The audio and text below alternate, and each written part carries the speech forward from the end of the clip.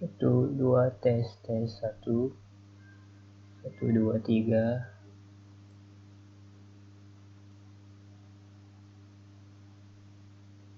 Halo semuanya, teman-teman, terima kasih.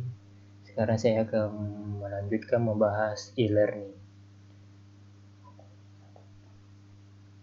Sejarah e-learning tahun 1994 seiring dengan diterimanya CBT oleh masyarakat sejak tahun 1994. CBT muncul dalam bentuk paket-paket yang lebih menarik dan diproduksi secara massal.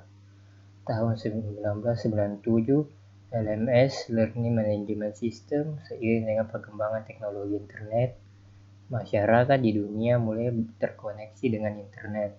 Kebutuhan akan informasi yang dapat diperoleh dengan cepat mulai dirasakan sebagai kebutuhan mutlak dan jarak serta lokasi bukanlah halangan lagi. Dari sinilah muncul LMS. Perkembangan LMS yang makin pesat membuat pemikiran baru untuk mengatasi masalah interoperability antar LMS yang satu dengan yang lainnya secara standar.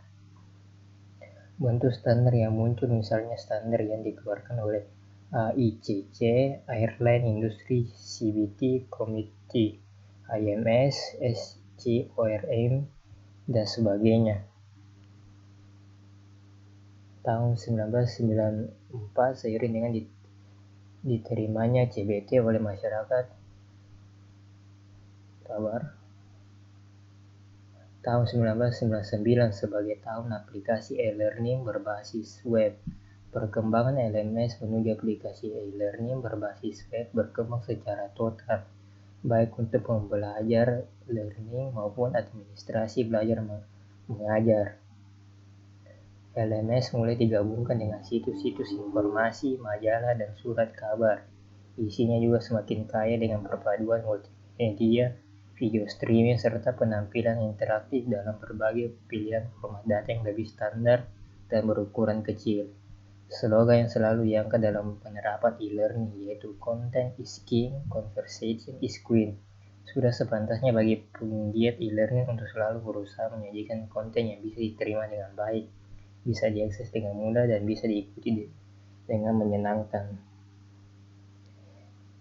SDM suatu perusahaan institusi harus mempunyai pola pikir bahwa e-learning menjadi kebutuhan perusahaan atau industri untuk mencapai visi dan misi perusahaan institusi itu sendiri, sehingga e-learning harus dilakukan. Cara pandang ini tentu membawa konsekuensi dan menuntut adanya perubahan, di antaranya adalah perubahan budaya kerja di perusahaan atau institusi tersebut. Dalam hal ini, manajemen SDM sebagai pengelola SDM yang ada tentunya akan membuat kebijakan-kebijakan yang sesuai dengan kebutuhan untuk menjalankan e-learning di perusahaan atau institusi tersebut. Pengertian e-learning. E-learning merupakan suatu jenis belajar mengajar yang memungkinkan tersampaikannya bahwa ajar ke siswa dengan menggunakan media internet atau media jaringan komputer lainnya.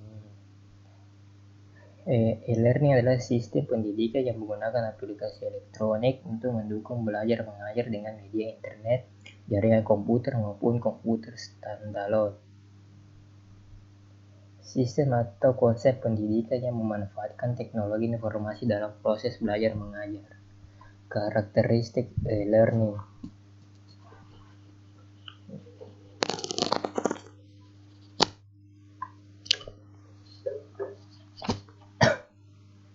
Satu, memanfaatkan jasa teknologi elektronik, informasi, dan komunikasi. Dua, memanfaatkan keunggulan komputer, digital media, dan komputer network. Tiga, menggunakan bahan pelajaran yang bersifat mandiri. Empat, memanfaatkan jadwal pembelajaran, kurikulum, hasil kemajuan belajar, dan hal-hal yang berkaitan dengan administrasi pendidikan dapat dilihat setiap saat di komputer. Materi pembelajaran dapat disimpan di komputer. 6. Memanfaatkan komputer untuk proses pembelajaran dan juga mengetahui hasil kemajuan belajar, administrasi pendidikan, serta untuk mengetahui informasi yang banyak dari berbagai sumber informasi. Ada 3 fungsi pembelajaran elektronik terhadap kegiatan pembelajaran di dalam kelas. Classroom instruction, yaitu sebagai suplemen yang sifatnya pilihan, opsional, pelengkap komplement, atau pengganti substitusi. Pemanfaatan e-learning untuk pembelajaran. Memanfaatkan jasa teknologi elektronik. 2. Digital media dan komputer network.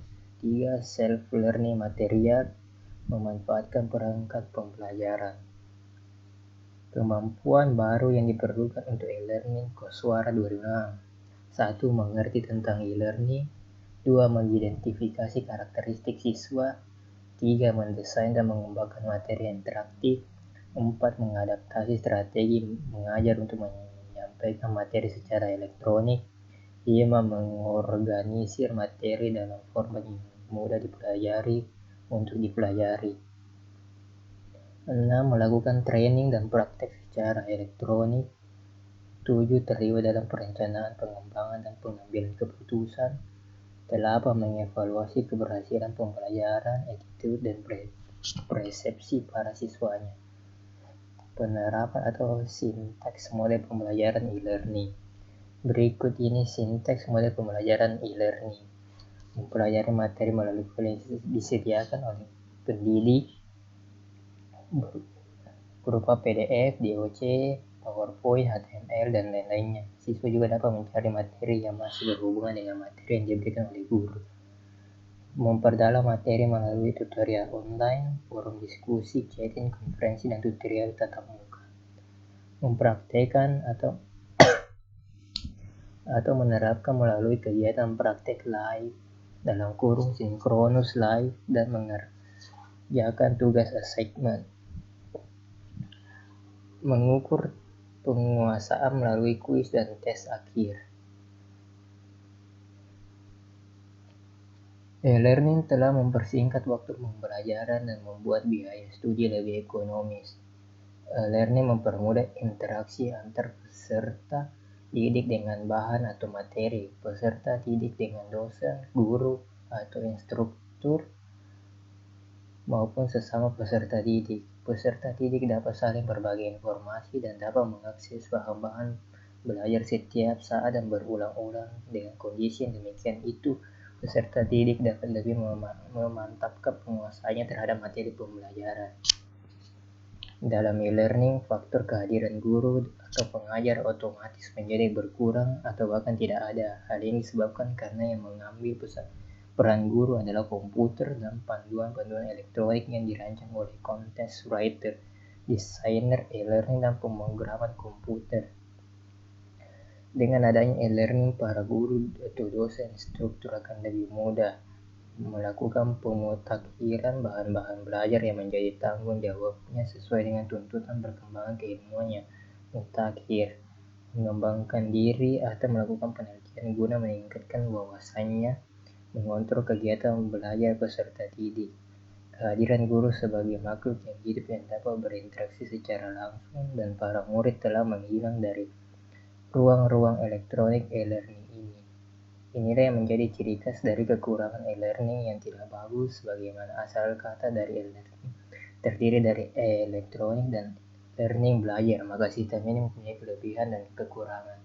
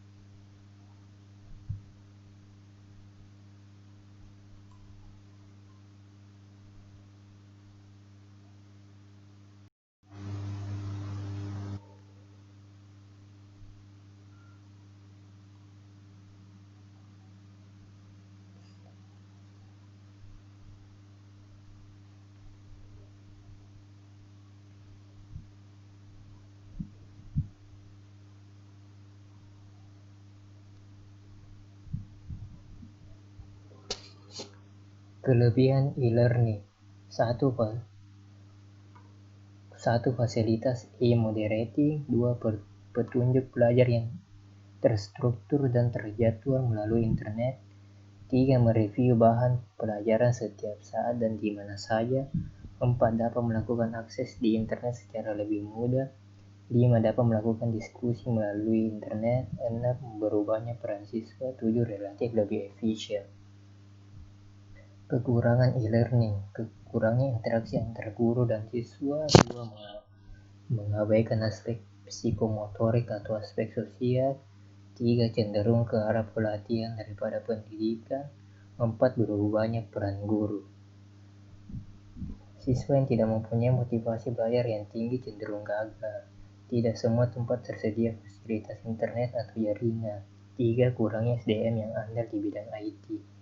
Tahap pembuatan soal interaktif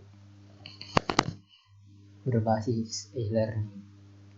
1, unduh Wondershare Quiz Creator. Aplikasinya berfungsi untuk membuat kuis interaktif dalam pilihan jamak, uraian singkat, menjodohkan pertanyaan berurutan, lain-lain. 2, install aplikasi tersebut. 3, untuk mulai membuat kuis, pilih create a new quiz, kemudian pilihlah tipe kuis yang Anda inginkan pada bagian menu sebelah kiri. Setelah memilih tipe kuis, misalnya kuis multiple choice, pilihan jamak, isikan kolom-kolom pertanyaan dan beberapa jawaban yang dianggap benar. 5, buatlah pertanyaan sebanyak yang diinginkan. Kita dapat mengisikan suara, gambar, ataupun video pendukung dengan memilih sound atau movie pada saat membuat soal. 6, setelah jumlah pertanyaan dirasa cukup, saatnya untuk mengatur waktu pengerjaan soal serta jawaban soal dan data siswa yang nantinya akan masuk ke email guru. Setiap siswa yang mengerjakan akan terkirim data siswa serta jawabannya ke email. Selain itu, mereka pun dapat langsung melihat skor mereka pada akhir pertanyaan. 7, beberapa pengaturan pada menu quiz properties adalah: pada bagian quiz information, kita dapat mengedit tulisan awal pada tampilan soal. Pilihlah collect dan data participants dan klik set untuk mengirimkan semua data serta jawaban siswa ke email guru. Quiz setting berguna untuk mengatur kriteria nilai kelulusan siswa. Kita pun dapat mengacak soal sehingga setiap siswa urutannya berbeda. Quiz result untuk mengatur jika siswa lulus atau tidak, tampilan apa yang akan muncul. Question, setting, dan outer berfungsi untuk mengatur tampilan font serta keperluan lainnya seputar tampilan pada pertanyaan. 8, klik publish untuk mempublikasikannya. Kesimpulan, pembelajaran e-learning adalah pendayagunaan ICT. Ada 3 teori belajar utama yang digunakan untuk berbagai dasar pembelajaran jarak jauh atau e-learning, yaitu behaviorisme, kognitivisme, dan konstruktivisme. Keterbatasan ruang dan waktu menjadikan kendala utama dalam peningkatan kualitas pembelajaran. Terima kasih semua, sekian dari saya atas presentasi saya barusan.